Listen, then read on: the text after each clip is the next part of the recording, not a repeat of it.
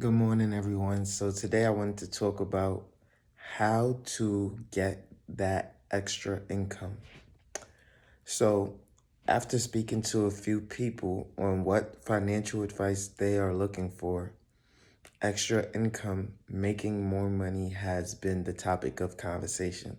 So I've always talked about how to hold your money, how to control your money, because I believe that that is the most important thing. I believe that earning money comes naturally to most people, but holding, managing, and controlling that money, focusing that money, having a direction for that money has been the biggest concern for most people. However, someone has said, I have no problem managing my money. The problem is I don't make enough for the lifestyle that I want to live. And essentially, that could be everyone's problem, right? So the thing that he said was, I need to maximize my income to where after I have so much money that I don't know what to do with, I've paid off my debts, I've paid off all my bills, then I can invest. How do I earn more income? Okay, well, today I'm going to answer that question for you. So first and foremost, you want to improve your resume. A lot of people believe that they have a great resume. Your resume should, one, contain your first and last name at the header. Should contain your address, your number, and your email. Afterwards, it should contain a short summary pertaining to the job that you are interested in, whether that is management, healthcare, human resources, social, uh, computer engineering, whatever the case may be. Your summary should be tailored to that specific job. And yes, it is a lot of work to tailor a summary to a specific job, but I'll tell you why this is the case. You want a job that pays you as much as you possibly can make while also giving you work-life balance. I'll give you an example. Today, I was offered $10,000 more than what I'm currently making in order to work at a company that does not provide work-life balance. I texted the recruiter about this position, and I asked, what hours would I be working, because the money side alone is not what is important to me.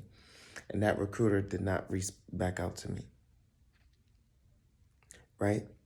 So right now, jobs are saying, I would rather pay you an unlimited amount of money to work your butt off and not have any days off and not rest, not sleep. However, you will sacrifice your entire life to this company rather than being at home with your family or spending time with yourself or friends. And I'll tell you why that's important, although you want to make a lot of money. Because let's say you work 9 to 5, 9 a.m. to 5 p.m. You still have so much day ahead of you, daylight ahead of you. From 6 to 10, that's another 4 hours where you could be working and earning an income at a part-time job. But because my hours currently are from like 5:30 to 3:30, I understand that I have to be in bed by 8, 9 o'clock in order to wake up at 4 a.m. to get ready to be at work by 5:30. Because of that, if I did take on another job, it would probably be from 4:30 to 7:30, which is only 3 hours. Not having that extra hour, not having the ability to sleep a little later, already negates that extra income potential that I could make. You can make at a minimum $20,000 a year off of a part-time job alone. So a $10,000 raise to not have a life doesn't seem accurate to me. What seems more likely is a $25,000 raise to not have a life. I'll take that any day. And companies know this, so they're willing to pay you half of what you're truly worth in order to get you to commit to them long term.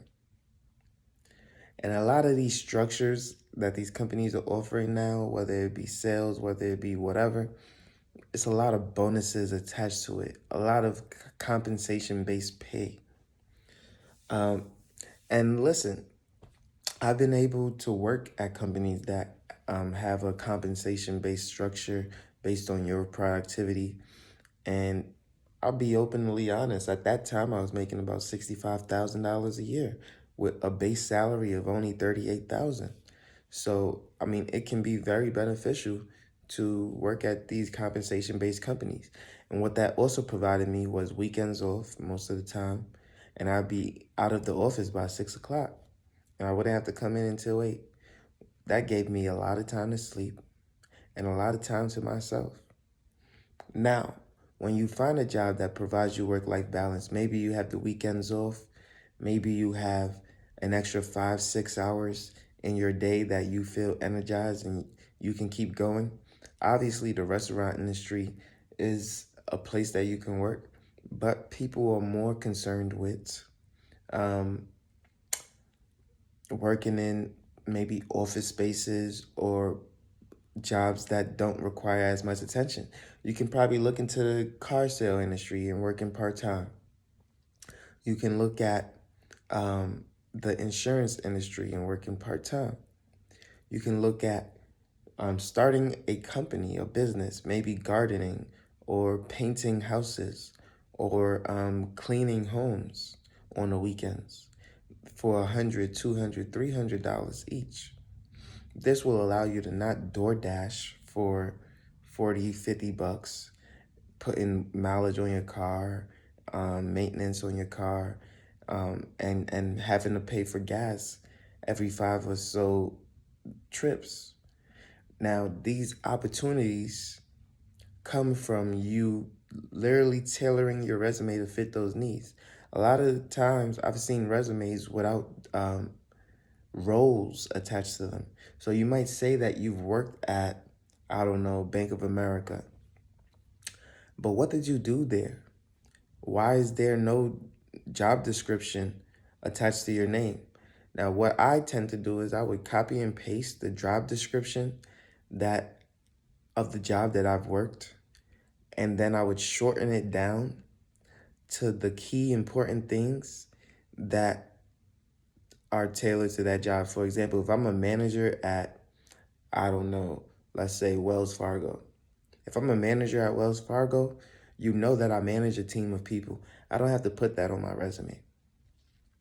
But what you may not know is that I'm also in charge of developing the sales team within that department in order to increase revenue. So I'm going to add that to my resume in order to bolster it and support it, because I'm going to be asked, how many people have I managed? I'm going to be asked all these repetitive questions that managers are normally asked. And then I can say, yeah, well, at Wells Fargo, I managed 23 people. And then this job only requires 13. So you see that my ability to manage a larger group of people will be beneficial in this role. Blah, blah, blah, blah, blah, blah. And that's typically how, a resume should be structured. If you have education, again, that should be closer to the top as well. Now, if you enjoyed this video, if you want me to speak on some of the part-time jobs that I've taken, especially while in college and getting my financial freedom journey ongoing, let me know in the comment section down below, and I'd be happy to address that. If you like this video, please make sure to like, comment, and subscribe, and I will see you on the next one. Peace.